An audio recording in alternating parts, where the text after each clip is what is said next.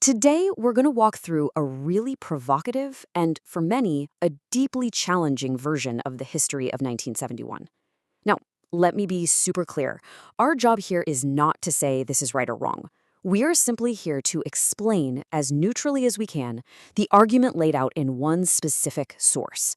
Think of this as an explainer of a story that cuts directly against the grain of what most of us know. So here's our roadmap. First, we'll look at how this source directly challenges the official story.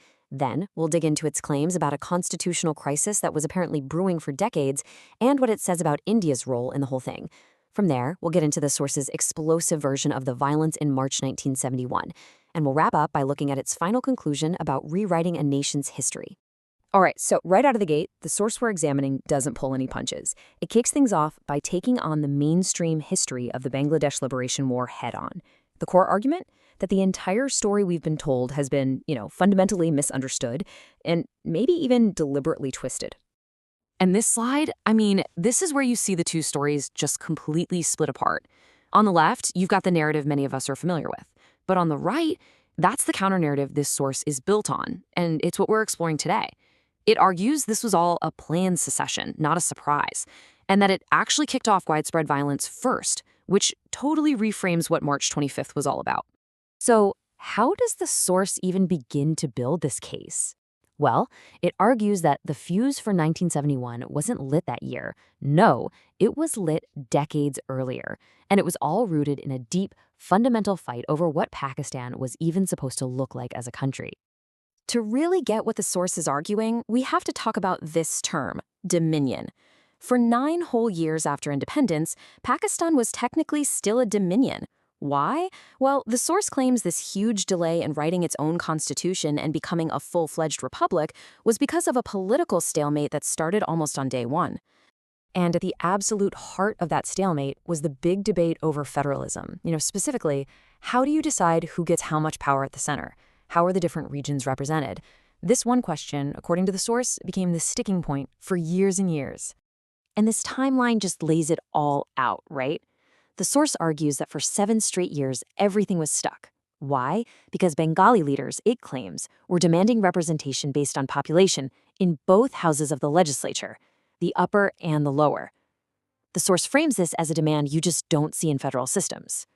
The eventual fix was this parity formula, which gave East and West Pakistan equal power, finally paving the way for a constitution in 1956. Now, here's the next huge piece of the puzzle, according to this source. This political fight wasn't just happening on its own. It claims that this long, drawn-out constitutional crisis made the country vulnerable, opening the door for an outside power to step in. And it alleges that India took direct, sustained action with the ultimate goal of breaking Pakistan apart. To build this case, the source paints a picture of India as an expansionist power. It points to this whole series of military actions and annexations, Junagadh and Hyderabad right after partition, then Goa in 61. The argument they're making is that the intervention in East Pakistan in 1971 wasn't some one-off humanitarian mission, but just the next logical step in a pattern that was already well established. And this is a huge point in their argument. The source absolutely rejects the idea that the famous Agartala conspiracy case was just made up.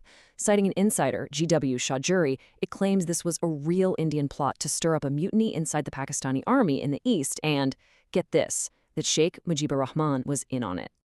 And they don't stop there. The source starts naming names, claiming to know who the puppet masters were. It points to people like Chittaranjan Sutar, who it alleges was a key handler for Indian intelligence, someone who was supposedly guiding the Bengali nationalist leaders. The point here is to argue that the push for secession wasn't just getting Indian support, it was being actively directed from India. Okay, so now we're getting to what is without a doubt the most explosive part of the source's entire argument. And I just have to say again, really clearly, what you're about to hear are the unverified claims from this one source, and we're presenting them to fully explain its counter-narrative of what happened right before March 25th. The source tries to make its case by presenting what it calls eyewitness testimony. It cites the memoir of Chakma Raja Tritav Roy and alleges that organized violence against non-Bengalis kicked off in the very first week of March, way before the army crackdown. This specific, horrifying account from Chittagong is used as its Exhibit A. And to really hammer home the scale of this alleged violence, the source throws out some pretty stark numbers. It claims 700 homes were torched in just one colony in Chittagong, leading to thousands of casualties. This is absolutely central to its argument that the military action later that month was a response, not an unprovoked attack. And according to the source, this wasn't just a one-off thing in Chittagong. No, it alleges there was a pattern of coordinated attacks against non-Bengali communities all across East Pakistan.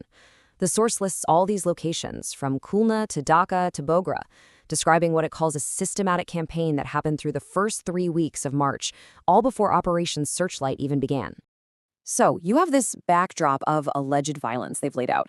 How did it all finally explode into open war? Well, the source's final section gives its version of the political talks in late March, and it argues that a peaceful deal was actually sabotaged on purpose. Now, this is probably one of the most important claims in the whole narrative. The source says that a political solution wasn't just on the table, it had basically been reached. It claims President Yahya Khan had already agreed to the Awami League's main demands for autonomy and was all set to make it official. The source then lays out what it describes as a deliberate strategy of moving the goalposts. It claims that every single time they got close to an agreement, the Awami League would just add new conditions.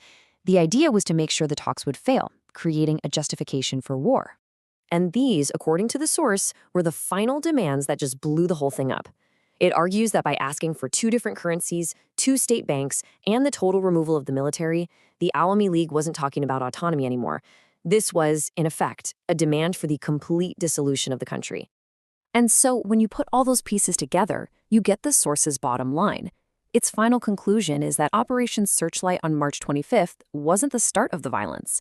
Instead, it was a reaction to a month of attacks on non-Bengalis and the total breakdown of negotiations, which it blames squarely on a deliberate plan to secede.